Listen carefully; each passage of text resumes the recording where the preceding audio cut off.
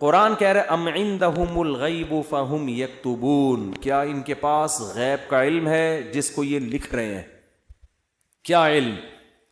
یہ خوش فہمی کا شکار ہیں. دیکھو جتنے بھی لوگ جو مذہب کو فالو نہیں کر رہے، حقیقت میں وہ اس خوش فہمی میں مبتلا ہیں کہ ہمیں کچھ بھی ہونے والا نہیں ہے. جیسے ہماری حالت اچھی ہے ہمارا فیوچر بھی ایسا، یا تو مر کے ختم ہو جائیں گے، اور اگر مل بھی گیا تو کوئی برا نہیں، ہم کو برے تھوڑی ہیں، ہم کوئی برے تھوڑی ہیں. تو اللہ نے اس کا جواب دیا کہ کیا ان کے پاس فیوچر کا علم ہے؟ پہلے سے مستقبل کے بارے میں کبھی بھی بات کی جائے گی تو علم کے بغیر نہیں کی جا سکتی. کوئی آدمی کہہ رہا نا فیوچر میں ایسا ہونے والا ہے، تو آپ اس سے دلیل پوچھیں گے آپ کو کس نے بتایا؟ وہ تانے بانے ملائے گا، صغرے کبرے ملائے گا، تو پھر اس کے بعد اگر وہ ایسے ہی کہہ رہا ہے کل یہ ہو جائے گا، پرسوں یہ ہو جائے گا، دیکھو مستقبل کے بارے میں میں یہ کہوں کہ کل پیر ہے تو یہ بھی فیوچر کی خبر ہے. آپ اس میں مجھ سے یہ پوچھ سکتے ہو کہ کیا دلیل ہے؟ میں کہوں گا دلیل یہ کہ آج کیا ہے؟ اتوار ہے. یہاں دلیل ہے، یہاں میرے لیے یہ دعویٰ کرنا درست ہے کہ کل کیا ہے؟ پیر ہے. لیکن اگر میرے پاس دلیل نہیں ہے اور میں کہوں کہ کل جو ہے وہ کل دنیا میں 3000 آدمی مر جائیں گے ایک ہی کسی حادثے میں، تو لوگ پوچھیں گے بھائی کیا دلیل ہے کسی حادثے میں 3000 آدمی مر جائیں گے؟ اب میرے ذمے کیا ہے؟ میں کہوں وہ ویسے ہی میرا ذوق کہہ رہا ہے، تو یار کوئی مانے گا کوئی؟ اچھا عجیب بات یہ ہے کہ روحانی عاملوں کی یہ باتیں مان لیتے ہیں لوگ. میں یہ کہوں نا کل 3000 آدمی ایک حادثے میں، اللہ نہ کرے مرے ہیں، میں ایک مثال دے رہا ہوں، تو لوگ کہیں گے کہاں سے پتا چلا؟ لوگ کہیں گے بھائی جھوٹ بول رہے، اس کو کس نے بتایا؟ یا تو قاتلوں سے تعلقات ہیں جس نے مارنے کا ارادہ کیا ہے، ایسا بھی نہیں ہے تو یہ ہوائی بات ہوگی. لیکن یہی بات روحانی عامل کرے گا تو لوگ کیا کریں گے؟ حضرت کا علم ہے بھائی، حضرت کے پاس بولو علم ہے. ابھی روحانی عاملوں پہ نہیں جاؤں گا، پھر میں معین اختر کی طرح نا بلب کے رشتہ داروں کو بھی، تو اب تو میں روحانی عاملوں کے رشتہ داروں کو بھی اچھے الفاظ سے یاد نہیں کرتا. رشتہ داروں سے مراد وہی جو بلب کے رشتہ دار تھے. اب آپ کہیں گے بلب کے کون سے رشتہ دار ہوتے ہیں؟ ہمارے ہاں کبھی بھی جس بندے کو برا کہا جاتا ہے گالی اس کو نہیں دی جاتی، ہمیشہ اس کے رشتہ داروں کو ہمیشہ گالی دی جاتی ہے. یہ ہمارے ایک ٹرینڈ چل نکلا ہے. تو قرآن کہتا ہے کہ ام عندہم الغیب فہم یکتبون. کیسے دیکھو ہمیں جھنجھوڑ رہا ہے قرآن کہ تم اپنے بارے میں کیوں فرض کر کے بیٹھے ہوئے ہو کہ تمہیں کچھ بھی ہونے والا نہیں ہے، تمہیں سزا نہیں ملے گی. یہ تمہیں کس نے بتایا ہے؟ فاصبر لحکم ربک ولا تکن کصاحب الحوت. جب نبی یہ مطالبے کرتے تھے تو پھر بھی آگے سے کوئی رسپانس نہیں ملتا تو انسان کو بے انتہا تکلیف ہوتی ہے کہ کن پتھر دل لوگوں سے واسطہ پڑا ہے. تو قرآن کہتا ہے فاصبر، اے نبی آپ کیا کرو؟ صبر کرو. ولا تکن کصاحب الحوت، مچھلی والے یونس کی طرح جل باز مت بنو. حضرت یونس علیہ السلام کی قوم نے بھی یہی سلوک کیا، لیکن یونس علیہ السلام چاہتے تھے جلدی سے فیصلہ ہو اور اپنی قوم کو چھوڑ کے نکل گئے. تو اللہ نے اس پہ آپ کی تنبیہ کی. تو آپ بھی اے نبی جلد بازی مت کریں. تو یہ نبی کے ذریعے سے ہمیں بھی بتایا جا رہا ہے کہ آپ حق کی دعوت دیتے رہیں اور یہ نہ دیکھیں کہ یہ جو اللہ کے نافرمان لوگ ہیں، جو حق کو نہیں ماننے والے لوگ، وہ پھر بھی پھل پھول رہے ہیں. اس ٹینشن میں مت آؤ، کیونکہ اللہ انصاف کرتا ہے مگر اس میں دیر ہوتی ہے، اندھیر نہیں ہوتی. وہ لے گا انتقام، ان کو اپنے حال پہ چھوڑ دو. یہ اللہ کی حکمت اسی کا تقاضا کرتی ہے، چھوڑ دیا جائے اپنے حال پہ. آج جو اہل حق ہے نا ان کو بہت تکلیف ہوتی ہے کہ جب یہ ہم صحیح بات کر رہے ہیں لیکن آگے جواب جو مل رہا ہے وہ کیا مل رہا ہے؟ الٹا، کوئی مان کے نہیں دے رہا. تو اللہ فرماتے ہیں وَلَا تَكُنْ كَصَاحِبِ الْحُوتِ إِذْ نَادَى وَهُوَ مَكْظُومٌ. یونس علیہ السلام نے جلد بازی کی اور بالآخر اللہ کی طرف سے ان کو دنیا میں تنبیہ ہوئی ہے، سزا ملی ہے. اور وہ سزا کیا ملی؟ اذ نادا وہو مخزوم، مچھلی کے پیٹ میں گئے، غم سے گھٹ رہے تھے اور اللہ کو پکارا. فنادا فی الظلمات اللہ الہ الا انت سبحانک انی کنت من الظالمین. اے اللہ تیرے سوا کوئی عبادت کے لائق نہیں. غلطی کس کی ہے؟ میری غلطی ہے، میں نے اپنی جان پہ ظلم کیا. تو اللہ نے کیا کیا؟ مچھلی کے پیٹ سے نکال لیا. دیکھو یونس علیہ السلام نے اللہ کے حکم پہ کتنا عرصہ تبلیغ کی، قوم نے نالائقی کی، پھر بھی نہیں مانے، سزا بجائے قوم کو ملنے کے کس کو مل رہی ہے؟ بولتے کیوں نہیں؟ الٹا حضرت یونس علیہ السلام کو مل رہی ہے سزا۔ تو اب آپ بتاؤ کیسا پیغمبروں کا صبر کا پیمانہ ہے، ایسے موقع پہ بھی اللہ کے خلاف کوئی شکایت زبان سے بولو نہیں نکالو۔ کیوں؟ اللہ یونس علیہ السلام کے عمل میں ہمیں بتا رہے ہیں کہ دینداری کا یہ مطلب نہیں ہے کہ تم اچھے بنو گے تو اللہ کی نوازشیں آنا شروع ہو جائیں گی۔ دینداری کا مطلب یہ کہ جو اللہ کا کام ہے وہ اس کو کرنے دو، تمہارا کام ہے عاجزی انکساری، بس میں ہی غلط، صحیح ہو کے بھی کون غلط؟ میں غلط۔ ہمیشہ غلطی کس کی کھاتے میں ڈالنی ہے؟ بولتے کیوں نہیں؟ دیکھو ہم نماز پڑھتے ہیں، نماز کے بعد 3 دفعہ استغفر اللہ پڑھتے ہیں، تو کیا کسی نامحرم کو دیکھا ہوتا ہے ہم نے نماز میں؟ بولتے کیوں نہیں؟ تو کوئی تک بنتا ہے استغفر اللہ کا؟ یا ہم نے کوئی جرم کیا ہے؟ نماز پڑھی اور کیا کہلوایا جا رہا ہے؟ استغفر اللہ استغفر اللہ۔ بھائی اگر استغفر اللہ پڑھنا تھا تو یہ نماز پڑھی کیوں کی تم نے؟ ہمیں یہ بتایا جا رہا ہے کہ تم نیکی کر کے بھی کیا سمجھو جیسے تم نے گناہ کیا ہے۔ کیسے گناہ؟ نماز گناہ نہیں ہے بھائی، تم یہ کہو اے اللہ جس طرح سے پڑھنی چاہیے تھی اس طرح سے نہیں پڑھی میں نے، تو نیکی کر کے بھی کہا جا رہا ہے کہ ہم غلط ہیں، ہم نے اللہ جو پڑھنی تو ہمیں معاف کر دے، ہم سے نہیں ہوئی صحیح، ہم سے کام کیا ہو گیا؟ غلط ہو گیا۔ مجھے یاد ہے 25-30 سال پرانا قصہ ہے، چھوٹا بچہ تھا میں اس وقت، ایک تبلیغی جماعت میں نا ایک صاحب کے سال پہ سال لگ رہے تھے، پوری دنیا میں وہ ان کے سفر ہوئے، بڑا انہوں نے وقف کیا ہوا تھا اپنے آپ کو تبلیغی جماعت کے لیے۔ تو میرا ان سے ٹاکرا ہو گیا، وہ مجھے سمجھانے لگے جماعت میں نکلو سیرو سے، جیسے تبلیغ والے کرتے ہیں۔ اب مجھے پتا تھا یہ بہت ہی پرانے کھیڑو ہیں اور ان کی تو زندگیاں گزر گئی ہیں اس کام میں۔ میں نے کہا ماشاءاللہ اللہ نے آپ سے بڑا کام لیا ہے تبلیغ کا۔ کہتے ہیں میں نے بہت بگاڑا ہے تبلیغ کے کام کو۔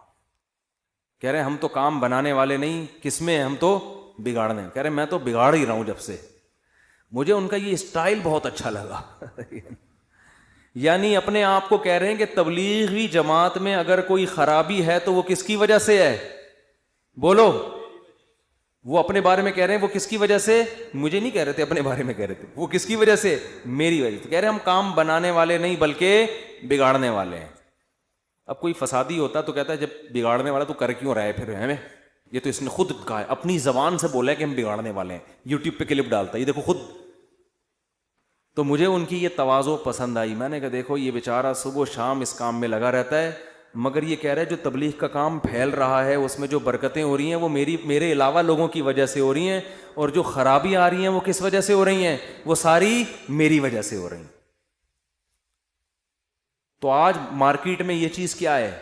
شارٹ۔ ہر اچھا کام میں نے کیا برا کام ستار بھائی نے کیا۔ ستار بھائی نہ ملے گا مجھے۔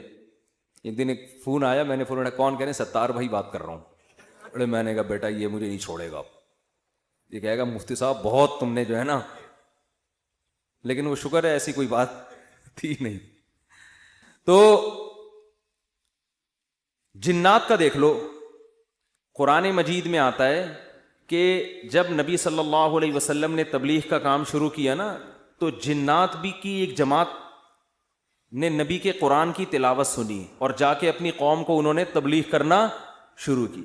تو تبلیغ کا انداز دیکھو جنات کا، کیونکہ ہدایت مل گئی تھی ان کو، مسلمان ہو گئے تھے، تو تبلیغ کیسے کر رہے ہیں کہ بھئی دیکھو دنیا میں کوئی بڑا کام ہوا ہے، ہمارا آسمانوں پہ داخلہ بند ہو گیا، انا لا ندری، ہمیں نہیں پتا، اشر ارید بمن فی الارض، کہ جو اللہ نے محمد صلی اللہ علیہ وسلم کو دنیا میں بھیجا اور شیاطین کا اوپر جانے کا سیٹ اپ بند کر دیا، ہمیں نہیں پتا کہ زمین والوں کے ساتھ شر کا ارادہ، کیونکہ بعض دفعہ اللہ پیغمبروں کو بھیجتے ہیں حجت تمام کرنے کے لیے تاکہ حجت تمام ہو اور پوری قوم کو تباہ کر دیں، تو شر بھی ہوتا ہے نا اس میں۔ کہہ رہے ہیں انا لا ندری، ہمیں نہیں پتا، اشر ارید بمن فی الارض، کہ جو لوگ زمین میں رہتے ہیں ان کے ساتھ برائی کا ارادہ کیا گیا ہے، ام اراد بہم ربہم رشدا، یا ان کے رب نے ان کے ساتھ بھلائی کا ارادہ کیا ہے۔ اسٹائل نہیں سمجھ میں آیا میرا خیال ہے۔ دیکھو جملہ یہ ہونا چاہیے تھا کہ ہمیں نہیں پتا یہ جو کچھ ہو رہا ہے، ہمیں نہیں پتا کہ رب نے ان کے ساتھ برا چاہا ہے یا اچھا چاہا ہے، اصل میں تو یہ ہونا چاہیے نا. لیکن جنات کیا کہہ رہے ہیں؟ آج کل تو انسان اتنے سمجھدار نہیں ہے جتنے اس زمانے کے جنات سمجھدار تھے یار. جنات یہ نہیں کہہ رہے کہ ہمیں نہیں پتا کہ اللہ نے انسانوں کے ساتھ برائی کا ارادہ کیا ہے یا اچھائی کا. یا تو یہ کہنا چاہیے تھا, یا جنات کو بالکل اس کے الٹ کہنا چاہیے تھا کہ ہمیں نہیں پتا کہ زمین والوں کے ساتھ برائی کا ارادہ کیا گیا ہے. کر کون رہا ہے یہ نام نہیں لے رہے, ہم ہائی لائٹ نہیں کر رہے. انسانوں کے ساتھ برائی کا ارادہ کیا گیا ہے یا اچھائی کا ارادہ کیا گیا. دونوں پیسو وائس ہوتے ہیں. ایکٹیو پیسے کا فرق تو پتا ہوگا نا. بھائی اس نے مارا ہے, وہ مارا گیا ہے. جب ہم کہتے ہیں ہی از کلڈ, وہ مارا گیا ہے, تو مارنے والے کو ہم شو نہیں کر رہے ہوتے. فاعل کا نہیں پتا ہوتا, سبجیکٹ کا نہیں پتا ہوتا کہ مارنے والا ہے کون. سمجھ میں نہیں آ رہی. تو قرآن کہہ رہا ہے ہونا یہ چاہیے تھا کہ جنات یا تو شر اور خیر کا ارادہ کرنے والے کا نام نہ بتاتے کہ کون ارادہ کر رہا ہے, بلکہ دونوں کو پیسو وائس میں لاتے کہ ہمیں نہیں پتا کہ زمین والوں کے ساتھ برائی کا ارادہ کیا گیا یا اچھائی کا ارادہ کیا گیا. یا تو یوں کہتے, اور اگر سبجیکٹ کا ذکر کرتے تو یوں کہتے ہمیں نہیں پتا کہ رب نے زمین والوں کے ساتھ برائی کا ارادہ کیا ہے یا اچھائی کا ارادہ کیا ہے. لیکن جنات اتنے ہوشیار, جب اچھائی کا تذکرہ آیا تو رب کا تذکرہ کیا, برائی کا آیا تو سبجیکٹ کو کیا کر دیا, حذف. تو کیا کہہ رہے ہیں, انا لا ندری, ساڈی عقل چ بات نہیں آندی, سانو نہیں پتا کہ اشر ارید بمن فی الارض, پیسو وائس, کہ زمین والوں کے ساتھ برائی کا ارادہ کیا گیا ہے. کون کر رہا ہے یہ نہیں بتائیں گے. یہ میں نہیں بتاؤں گا, یہ نہیں بتاؤں گا میں. حالانکہ وہ بھی کون کر رہا ہے, اللہ ہی کر رہا ہے نا, لیکن اللہ کا نام نہیں لے رہے. ہمیں نہیں پتا کہ زمین والوں کے ساتھ برائی کا ارادہ کیا گیا ہے یا اللہ نے اچھائی کا ارادہ کیا ہے. اچھائی کی جب بات آئی تو اللہ کی طرف نسبت, برائی کی بات آئی تو وہ بھی تو اللہ ہی ارادہ کر رہا ہے, لیکن اللہ کا نام ذکر نہیں کر رہے. ادب کی وجہ سے کہ بھائی برائی اگر ہو رہی ہے تو اللہ تو کر تو رہا ہے, لیکن انسانوں کی حرکتوں کی وجہ سے ہو رہا ہے, تو گویا انسان خود ہی کر رہے ہیں اپنے ساتھ. یہ اللہ تو محض ایک خالق ہے, کر کون رہے ہیں, یہ خود ہی کم وقت کر رہے ہیں. اچھائی ہو رہی ہے تو پھر اللہ کر رہا ہے. یہ تمیز ہمیں کس سے سیکھنی چاہیے, جنات سے. کوشش نہ کریں کسی جن ون کو بھلا کے تمیز کے چکر میں, ایسا نہ ہو کہ مارکیٹ سے بالکل شارٹ ہو جائیں. تو اس سے ہمیں یہ پتا چلا کہ اسلام میں بڑے کا احترام ہے. بعض چیزیں حقیقت پر مبنی ہوتی ہیں مگر اس کو زبان سے ادا نہیں کیا جاتا. جیسے اللہ کی تعظیم ہے ایسے ہی بڑوں کی بھی تعظیم ہے. حدیث میں آتا ہے, آپ صلی اللہ علیہ وسلم نے فرمایا جو ہمارے بڑوں کی تعظیم نہیں کرتا وہ ہم میں سے نہیں ہے. تو جب کوئی برائی کی نسبت کسی بڑے کی طرف کی جائے تو ابا کا نام لے کے نہ بتایا کرو یہ سب کچھ ابا نے کیا ہے. بولو بھائی یہ ہمارے گھر میں ہوا ہے, ٹھیک ہے نا, یہ ہمارے گھر میں. بولتے کیوں نہیں؟ مثال کے طور پر اس دن ابا ایسے پھل لے کر آئے جس کی وجہ سے بچوں کو ڈائریا ہو گیا. اتفاق سے اس دن ابا سڑے ہوئے پھل لے آئے سستے کے چکر میں. ابا ایسے کام کرتے رہتے ہیں مارکیٹ میں. اب بچے لیٹے ہوئے ہیں تو اب بیگم کو چاہیے یہ نہ کہے کہ انہوں نے ڈائریا پھیلایا ہے, بلکہ کہے ہمارے گھر میں ڈائریا پھیل گیا ہے. ٹھیک ہے نا, وہ ابا خود ہی سمجھ جائے گا کس نے کیا ہے یہ کام. پھل کی طرف نسبت کرتے ان پھلوں نے بیمار کیا ہے. نسبت بولو, بچے بھی یہ نہ کہیں ہمارے ابا نے ہمیں بیمار کیا ہے, بلکہ بچے یہ کہیں ان پھلوں نے ہمیں, بلکہ پھل سے ابا سمجھ جائیں گے اصل میں مجھے چھیڑ رہے ہیں, بس ابا ہو گئے بیمار. آج کل ادب تمیز مارکیٹ سے بالکل شارٹ. ایک آدمی کو کرونا ہوا, اس کے بعد اس کی بیوی کو بھی ہو گیا. مجھے بار بار آ کے بتا رہے میری بیوی کہہ رہی آپ کی وجہ سے ہوا ہے مجھے بھی. اب دیکھو اس آدمی کو تو ٹینشن ہوگی نا یار, وہ ہو گیا اللہ کی طرف سے ہو گیا, نہیں پہلے آپ کو ہوا تھا تو آپ کی وجہ سے کس کو ہوا ہے, مجھے. اسی طرح شوہر بھی بیوی پہ بلی ڈال سکتا ہے, تمہیں ہوا تھا تمہاری وجہ سے مجھے ہوا ہے. بھائی کس کی وجہ سے ہوا ہے, بس اللہ کی قدرت ہے, ہو گیا. چھوڑو وہ کون گلے ملا تھا آپ سے, کس نے آپ کی طرف منہ کر کے چھینکا تھا. ہم ایسے بہت سے لوگوں کو جانتے ہیں جو ٹی بی کے مریضوں کے ساتھ چپک کے انہوں نے زندگی گزاری, خدمت کی, مگر ان کو ٹی بی نہیں ہوئی, اور 2 گھر چھوڑ کے جو بندہ بیٹھا ہوا تھا اس کو ہو گیا. تو آج کل نا یہ تمیز مارکیٹ سے شارٹ ہو رہی ہے. بڑے چھوٹے کا ادب کیا ہو رہا ہے؟ ختم. فوراً بلی ڈال دیتے ہیں اس نے کیا یہ. تو اگر کیا بھی ہو بھائی نسبت مت کرو, تقدیر کا حصہ بھائی ہو گیا ہمارے ساتھ. قرآن دیکھو ابراہیم علیہ السلام کیا کہتے ہیں, وَإِذَا مَرِضْتُ فَهُوَ يَشْفِينِ. کیا خاندانی کلام ہے یار. حضرت ابراہیم کہہ رہے ہیں جب میں بیمار ہوتا ہوں اللہ مجھے شفا دیتا ہے. حالانکہ بیمار کون کرتا ہے؟ وہ بھی تو اللہ ہی کر رہا ہے نا. تو کہنا تو یہ چاہیے تھا کہ اللہ ہی بیمار کر کے اللہ ہی مجھے ٹھیک کر دیتا ہے. تو سوال ہے اس میں اللہ کی تعریف کی کیا ضرورت ہے؟ بیمار بھی تو اسی نے کیا تھا. لیکن اللہ کی حمد و ثنا کر رہے ہیں, بیمار تو میں ہو جاتا ہوں, شفا کون دیتا ہے؟ اللہ. تو یہ ادب تمیز سکھایا جا رہا ہے کہ انسان کے بچے بن کے زندگی گزارو, بڑے چھوٹے کا ادب کرو.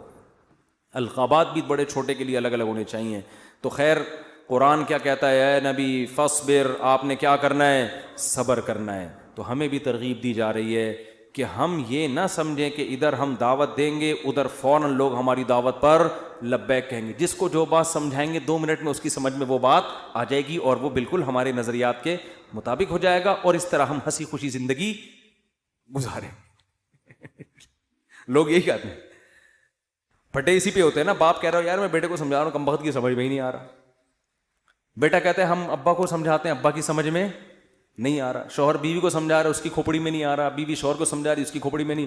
اپوزیشن حکومت کو سمجھا رہی ہے, حکومت کی سمجھ میں نہیں آ رہا. حکومت اپوزیشن کو سمجھا رہی ہے, اپوزیشن کی سمجھ میں نہیں آ رہا. تو اگر دنیا میں جو بات سمجھائی جائے, میں کب سے کیا کیا سمجھا رہا ہوں سمجھ میں آ رہا ہے؟ کب سے کیا کیا سمجھا رہا ہوں سمجھ میں نہیں آ رہا. تو اگر ایسا ہی دنیا میں نظام ہو جائے کہ ادھر سمجھایا ادھر سمجھ میں آ گیا تو سب ہنسی خوشی زندگی گزارنا شروع ہو جائیں گے. وہ ایک شاعر ہے ہندوستان کا, ان کا نام ذہن سے نکل گیا, تراز کر کے آتا ہے, پتہ نہیں ایچ ایم تراز ہے, کچھ ایم تراز کر کے آتا ہے. بڑے زبردست شاعر ہیں. میں نے جب ان کی ایک دفعہ شاعری سنی نا تو مجھے بڑا, اس لیے نہیں کہ مجھے نہیں پتا کیسے آدمی ہیں, اچھا ہی ہوں گے, لیکن مجھے اردو سے لگاؤ ہے, محبت ہے. تو ہندوستان کے شاعروں میں بڑی زبردست شاعری ہے اردو کی نا. تو میں نے جب اس بندے کی شاعری سنی میں نے کہا یار یہ 2014 کی بات ہے. میں نے کہا اس بندے سے ملاقات کا دل چاہتا ہے, اس نے اردو پہ بڑی محنت کی ہے. تو اللہ کی قدرت, یہ جو عمرہ ہے نا, عمرہ یہ مسلمانوں کے لیے بہت بڑا ایک ذریعہ ہے آپس میں کمیونیکیشن کے لیے. یہ میں نے انگریزوں کی کتاب میں یہ بات پڑھی ہے, گوروں نے لکھا ہے کہ مسلمان سائنسدان جو بہت بڑے بڑے حکیم بنے نا, جنہوں نے جڑی بوٹیوں پہ ریسرچ کی, اس کی ایک بہت بڑی وجہ مسلمانوں کا حج ہے. کیونکہ حج کرنے کے لیے کہاں کہاں سے, ساؤتھ افریقہ سے اور کہاں کہاں سے دنیا سے لوگ آتے تھے.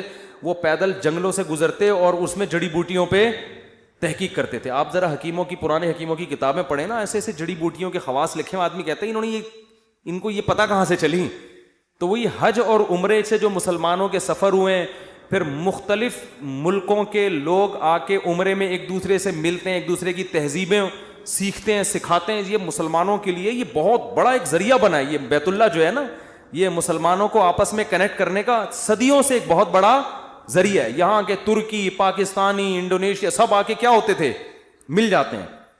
تو میری خواہش تھی, میں نے کہا یار کبھی ان سے سلام دعا ہو جائے تو اچھا ہے, خوشی ہوگی. تو وہ میں نے ویسے ہی انڈیا کے کچھ لڑکے بیٹھے ہوئے تھے, بیت اللہ میں عمرہ کیا ہم نے. میں نے کہا یار وہ ایک شاعر ہے, انہوں نے کہا اتفاق سے عمرہ کرنے آیا ہوا ہے. میں نے کہا میری ملاقات کرا دو. تو مجھے نہیں پتا تھا وہ مجھے جانتے ہیں. تو جب ملاقات ہوئی انہوں نے کہا میں تو آپ سے خود بہت دنوں سے ملنے کا مشتاق, آپ کے بیان سنے بڑا مزہ آتا ہے. اس وقت میرے آڈیو بیان ہوتے تھے. تو بات کیا کر رہا تھا میں, تو ان کا ایک شعر تھا, شعر ہی بھول گیا. شعر کا ایک جملہ مجھے یاد ہے, کیونکہ ہم ہر چیز آدھی یاد کرتے ہیں نا. وہ ابتدائی عشق میں دل ہوا یوں خراب آدھا والا شعر کی وجہ سے. تو اس نے کہیں اپنی محبوبہ کا شاعر نے تذکرہ کیا ہوگا کہ وہ کہیں چلی گئی, یوں ہو گیا, ٹینشن میں آ گیا. تو اس نے لکھا یہ انہونی نہیں ہوتی تو پھر ہونے کو کیا ہوتا, یہ انہونی نہیں ہوتی تو پھر ہونے کو کیا ہوتا. یعنی دنیا میں کچھ عجیب سے کام ہوتے ہیں تو پھر ہوتا ہے نا کچھ نہ کچھ, تو آدمی انجوائے کرتا ہے کچھ ہوا ہے. یعنی اگر شاعر کا تخیل بیان کر رہا ہوں, ایسا نا آپ اس شاعر کو کہیں کون سی معشوقہ تھی تمہاری مارکیٹ سے شارٹ ہو گئی, مفتی صاحب نے ہمیں بتایا, شاید ہم پولیس بھیج کے. اس شاعروں کا کلام کا کچھ بھی مطلب نکالا جا سکتا ہے. محبوبہ کے بجائے کچھ وسیم بھائی کو ڈال دو, ستار بھائی کو ڈال دو, وہ ٹینشن نہیں ہے. شاعر کے کلام کو کبھی الفاظ کو نہیں پکڑا جاتا, اس میں ہر آدمی اپنے حساب سے اس کا مفہوم بیان کر رہا ہوتا ہے. تو ہم نے اس کو اپنے حساب سے اس شعر کو لیا کہ دنیا میں کچھ ہونے کے لیے کچھ انہونیوں کا ہونا بولو ضروری ہے. سمجھ رہے ہو؟ دیکھو بعض لوگ کچھ کر کے موسٹ وانٹیڈ بن جاتے ہیں تو وہ اسی کو انجوائے کرتے ہیں, کہتے ہیں اگر یہ نہ ہوتا تو ہم موسٹ وانٹیڈ, وہ کیا ہے, بدنام جو ہوں گے تو کیا نام نہ ہوگا؟ نام پیدا کرنے کے لیے بدنام ہونا بھی ضروری ہے. تو اس نے کہا یہ انہونی نہیں ہوتی تو پھر ہونے کو کیا ہوتا. تو میں یہ کہہ رہا ہوں اگر یہ ٹینشنیں دنیا میں نہ ہو تو ہونے کو کچھ ہو ہی نہیں. آپ نے بیگم کو بات سمجھائی, سمجھ گئی, اس نے آپ کو سمجھایا, آپ کی سمجھ میں فوراً آ گیا کہ یہ کیا کہہ رہے. آپ نے اپنے بچے کو ایک دن کچھ سمجھایا, اس کی سمجھ میں فوراً آ گیا. تو گالیاں ہوتی دنیا میں پھر پھر کوئی بلب کے رشتہ داروں کو گالیاں دیتا؟ بولو نا. تو خیر اور شر کا مقابلہ کیا ہو جاتا؟ ختم. پیغمبر امتیوں کو سمجھاتے, 2 منٹ میں بات سمجھ میں آتی. نبی آ کے سمجھاتے بھئی یہ 360 بت پتھر کے بنے ہوئے تم نے رکھے ہوئے ہیں, یہ غلط ہیں. وہ کہتے ہیں او اچھا یہ تو بالکل صحیح کہا آپ نے, ہم اپنے ہاتھوں سے اپنے خدا کو بناتے ہیں, یہ بننے میں ہمارے محتاج, تو بھلا یہ ہماری مدد کیسے کریں گے؟ بات تو کلیئر تھی نا 2 اور 2 4 کی طرح, مگر ان کی کھوپڑی میں نہیں آئی ہے. 10,000 کا لشکر لے کے مکہ پہ حملہ ہوا ہے, خون بہے ہیں, لو عورتیں بیوہ ہوئیں, بچے یتیم ہوئے. اتنی سی بات سمجھانے کے لیے 23 سال کی ٹینشن ہے, پھر جا کے بھی سمجھ میں پھر بھی نہیں آئی. پھر مکہ فتح ہوا تو نبی نے بیت اللہ کے اندر 360 بت گرائے اپنے ہاتھوں سے, وہ بھی طاقت کے زور سے سمجھ میں آئی ہے, ورنہ پھر بھی نہیں آئی. اگر یہ حملہ نہ ہوتا تو آج تک 360 بت رکھے ہوئے ہوتے, آپ دلائل میں مناظرہ ہی کر رہے ہوتے, بحث ہی کر رہے ہوتے, کسی کی کھوپڑی میں نہیں آتی بات. تو بھائی اتنی بڑی حقیقت جب بحث سے کسی کی کھوپڑی میں نہیں آئی تو آپ کی بیگم آپ کی فرما بردار کہاں سے بن جائے گی؟ کیونکہ آگے اس کے پاس بھی دلائل ہوتے ہیں سمجھانے کے لیے. آپ اس کو جب سمجھاؤ گے شوہر کے یہ حقوق ہیں تو کہے گی کہ صرف شوہر ہی کے ہیں, بیوی کے نہیں ہوتے. اب کیا جواب دو گے آپ؟ اب یا تو 10,000 کا لشکر لے کے سسرال پہ حملہ کرو یہی ہوگا. 10,000 کا لشکر لے کے کیا کرو؟ سسرال پہ حملہ کرو, اپنے حقوق پاس کرواؤ. ایسا نہیں ہوگا. تو بس یہی ہے کہ آپ نے سمجھایا, نہیں سمجھ میں آیا اس نے سمجھایا, آپ کی سمجھ میں نہیں آئے. ہنسی خوشی زندگی گزارو. بولو یہ انہونی نہیں ہوتی تو پھر ہونے کو کیا ہوتا. تو اس لیے دنیا میں جو بھی ہو رہا ہے نا, اپنی ذمہ داری پوری کرو, اپنا الو سیدھا رکھو. جو اپنی ذمہ داریاں پوری کرو, باقی جو ہو رہا ہے ہونے دو, ٹھیک ہے نا. حکیم الامہ حضرت مولانا اشرف علی تھانوی رحمۃ اللہ علیہ ایک بات بہت زیادہ فرمایا کرتے تھے کہ جو چیز اختیار میں ہے اس میں سستی نہ کرو, جو اختیار میں نہیں ہے اس کی ٹینشن مت لو. اولاد بگڑ گئی, بھائی آپ نے کوشش کی سمجھانے کی, اب کنٹرول میں نہیں ہے, چھوڑ دو یار. ساری زندگی یہی ٹینشن نہیں, لوگ پالتے ہیں ٹینشن, میرا بچہ کیوں نہیں صحیح ہو رہا, میرا بچہ کیوں نہیں صحیح ہو رہا, میرا بچہ کیوں نہیں صحیح ہو رہا. چھوڑ دے یار اس کو اپنے حال پہ, چھوڑ دو اس کو اپنے حال پہ. یہ کیوں نہیں ٹھیک ہو رہا, وہ کیوں نہیں ٹھیک ہو رہا, یہ کیوں نہیں صحیح ہو رہا, عمران خان نے جو وعدے کیے تھے پورے کیوں نہیں ہو رہے. تمہارے اور کم ٹینشن ہے یار. تو اللہ پوچھ لے گا بھائی جو آپ نے وعدے کیے تھے پورے کیے کہ نہیں کیے. تو جو کام اپنی ذمہ داری میں, حتیٰ کہ کسی نے ان سے پوچھا کہ حضرت میرا نماز میں دل نہیں لگتا, خیالات منتشر رہتے ہیں.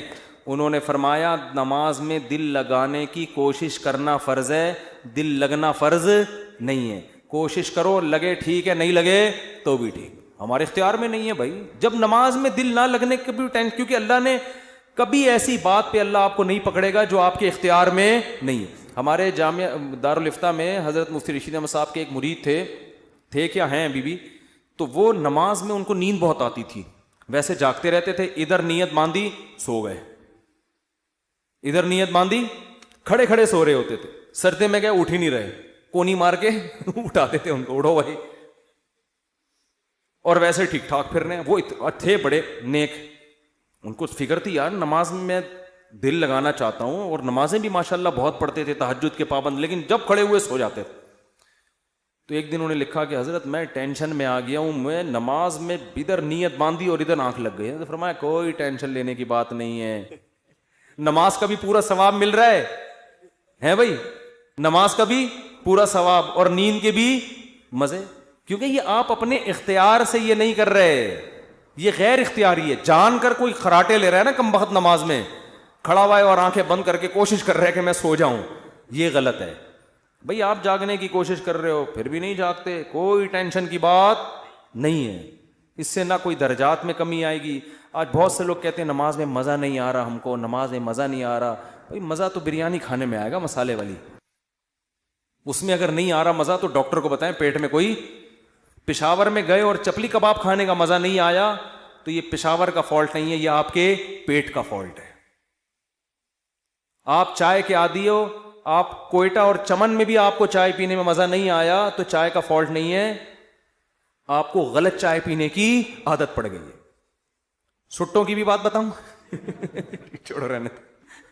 تو اسی طرح یہ تو بریانی ہے مسالے والی، نماز مزے کے لیے تھوڑی ہے، بریانی ہے مزے کے لیے. نماز تو عبادت ہے، آپ نے پراپر طریقے سے اپنی ذمہ داری پوری کرنی ہے. کبھی انسان کی طبیعت میں نشاط ہوتا ہے، بڑا مزہ آ رہا ہوتا ہے نماز میں، آنسو نکل رہے ہوتے ہیں، کبھی طبیعت میں ٹینشن ہوتی ہے. تو آپ اپنی ذمہ داری پوری کرو، ان چکروں میں مت پڑو کہ مزہ آ رہا ہے یا نہیں آ رہا. سمجھتے ہو کہ نہیں سمجھتے؟ اللہ تعالیٰ عمل کی توفیق